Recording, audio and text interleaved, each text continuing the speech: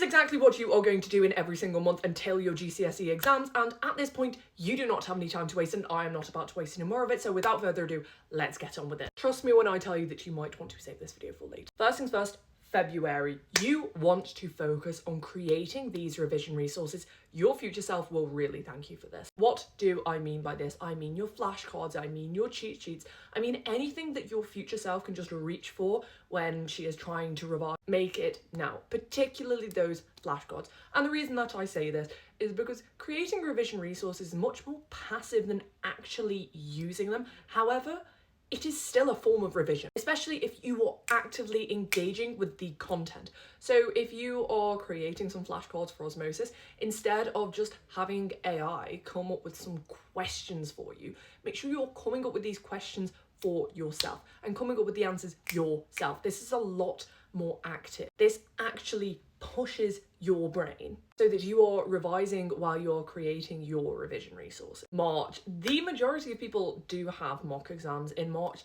so make sure you revise for these like the real exam. This is going to be so helpful because you will learn what times of the day you revise most effectively, how you manage when you have more than one exam on one day, which revision techniques you like to use for each subject, and critically, how to juggle everything. This is something that you can learn before the real exam season. And in March as well, when you have these mock exams, I recommend really honing in on your exam technique, because for so many GCSEs, particularly those essay-based GCSEs, you need a solid exam structure. April, I recommend keeping that momentum going that you built up in your mock. Obviously, your real exams begin in May. You may have some speaking exams in April. I don't mean revise for 12 hours every single day, but what I do mean is staying in this routine of revising rather than going from 100 to 0 to 100 again when you get to your real exam. So keep it going. Make sure you are reviewing those flashcards every day so that you are ingraining these concepts into your long-term memory. However, in this time, make sure you take days off as well, particularly around Easter. You have the holidays.